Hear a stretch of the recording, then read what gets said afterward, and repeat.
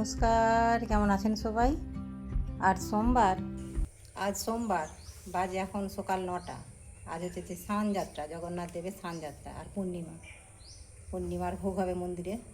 তারই হচ্ছে যে পূর্ণিমার বাজার করতে বেরিয়েছি। চলুন পূর্ণিমার বাজার করে এসে জোগাড় করব। ঠাকুরমশাই আসবে 11টা সাড়ে 11টা করে। চলুন বেরিয়েছি এখন বাজার বলতে আমাদের খেয়াঘাটের সামনেই যাব। নদীটা পেরালে ওই পাটটা বন্দর, তবে আজকে আর বন্দরে নয়, আমাদের খেয়াঘাটের সামনেই বাজার করব। আজকে রোদটাও বেশ ভারী সুন্দর ঝলমলে বেরিয়েছে আকাশটা। কালকে বিকেলে এক দফা ধান সিদ্ধ হয়েছে, সেটাও রোদে দেওয়ার আছে। এই যে দেখুন খেয়াঘাটেও বেশ আজকে ভারী সুন্দর সুন্দর মাছ এসেছে, তবে আজকে আর মাছ নেওয়ার নেই। আজ যেহেতু পূর্ণিমা আর হচ্ছে যে আজ জগন্নাথ দেবের স্নানযাত্রা, আজ তো মন্দিরে ভোগ হবে, তার সাথে দুপুরের আমাদের রান্নাটাও নিরামিষই হবে। এইখানেই হচ্ছে যে সবজির কাছেই ফল সব রকম পাওয়া যায়, এখান থেকে কিছু কিছু ফল নেবো। আর ওই যে দেখুন জামও পাওয়া যাচ্ছে এখনও। আর এই যে এই সাঁকোটি পেরিয়ে গেলেই হচ্ছে যে ওই পারে বন্দর।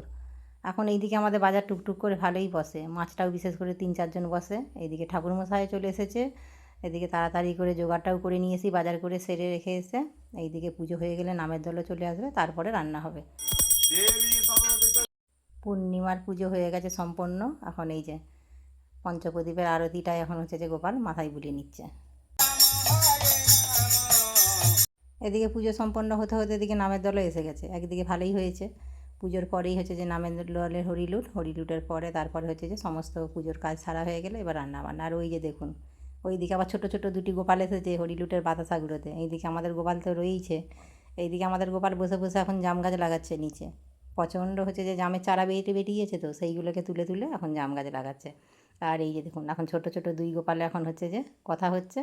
আর এইদিকে আমাদের বড় গোপাল উঠে দাঁড়িয়েছে এখন বাতাসা ঘুরাবে বলে।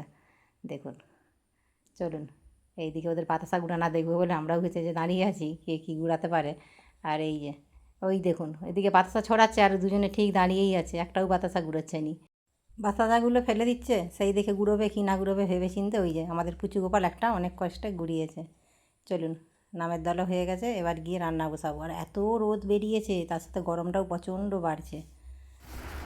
এদিকে সঙ্গীতার হচ্ছে কি লেবু পানি, যা গরম পড়েছে এখন লেবু পানি বানাচ্ছে। কত দেবো তাহলে? চিনি 2 চামচ দে, ভর্তি না, কম করে দে। এই যে পাট শাকগুলো ভাজবো, এই যে ভাতটা বসে দিয়েছি। এটা 5 টাকা আঁটি এই শাকটার দাম। এইদিকে এখন সঙ্গীতা এখন লেবুর শরবত বানাচ্ছে। এই গরমের সময় বেশ লেবুর শরবতটা বেশ ভালো লাগে। ভালোই হয়েছে, এই সময় এখন শরবতটা পেলে বেশ শরীরটাও ঠান্ডা হবে আর মনটাও চাঙ্গা হবে। এই যে দেখুন 2 গ্লাস করে শরবত খেয়ে নিয়ে এইদিকে এখন বসিয়েছি রান্না। নিরামিষ রান্না যেহেতু আজকে একটু করবো সোয়াবিনের কষা, তবে আলু ছাড়াই আজকে সোয়াবিনটা রান্না করব। আর পাট শাকগুলো যে বেছেছি পাট শাকটা একটু ভাজা করব। ছোটোবেলায় যখন সঙ্গীতা হচ্ছে যে বলতো যে আজকে মাছ রান্না হয়েছে কি মাংস রান্না হয়েছে কী রান্না করেছে, তখন এই সোয়াবিনটাকে বলতাম নিরামিষ মাংস রান্না করেছি। তখন থেকে ও নিরামিষ মাংস ভেবেই খেত, সেই থেকেই সোয়াবিনটা ওর ভীষণ পছন্দ। চলুন আজও তাই সেই নিরামিষ দিনে সঙ্গীতার পছন্দের নিরামিষ রান্না হচ্ছে। আর এই এদিকে হচ্ছে যে আদা কাঁচা লঙ্কা বেটে নিয়েছি, ওদিকে একটা টমেটোও বেটে নিয়েছি। আর মশলাটাকে এখন হচ্ছে যে জল দিয়ে একটু গুলিয়ে নিচ্ছি, যেহেতু মশলাটা একটু হচ্ছে যে পেঁয়াজ রসুন পড়বে না, সেই জন্যই জল দিয়ে একটু গুলিয়ে নিচ্ছি। ওইদিকে হচ্ছে যে ফোড়নে দিয়ে দিলাম তেজপাতা আর শুকনো লঙ্কা আর এই যে আদা কাঁচা লঙ্কা বাটা। আর ওইদিকে ভাতটাও হচ্ছে যে বসিয়ে দিয়েছি, দিয়ে দিলাম হচ্ছে যে গুলে রাখা মশলার মধ্যে ওই যেমন রোজকার মশলা জিরে গুঁড়ো ধনে গুঁড়ো হলুদ গুঁড়ো আর লঙ্কা গুঁড়ো। এবার মশলা তেলটা ছেড়ে দিলে দিয়ে দিলাম টমেটো বাটা। টমেটো বাটাটা হচ্ছে যে ভালো করে একটু কাঁচা গন্ধটা চলে গেলে যখন তেল ছেড়ে যাবে তখন সোয়াবিনগুলো দিয়ে দেবো। এইটা যেহেতু আলু নেই বেশিক্ষণ সময় আর লাগেনি রান্না করতে, একদম অল্প সময়ের মধ্যেই হয়ে যাবে।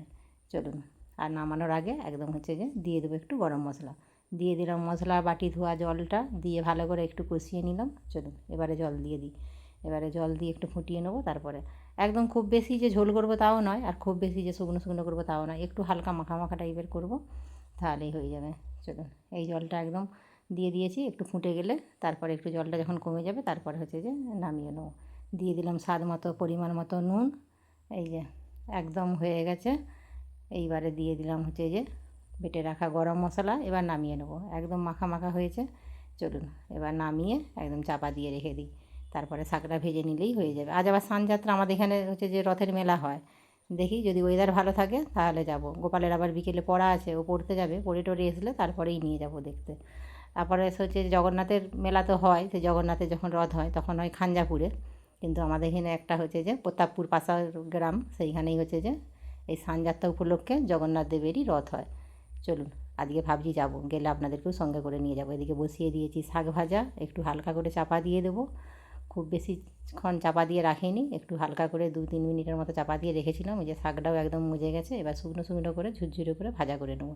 চলুন হয়ে গেছে শাক ভাজা একদম রেডি, এবার ভাতটা বেড়ে দিই। ভাতটা বেড়ে নিয়ে এবার কাজকর্মগুলো বাকি সেরে রাখি, কেন সন্ধ্যের আগেই হচ্ছে যে একটু যাবো মেলা দেখতে। এদিকে ফ্রিজে একটু ছিল দই, এটা ঘরের পাতায় টক দই, দইটা বেশ ভারী সুন্দর বসেছে। চলুন একটু দইটা দিয়ে দিই।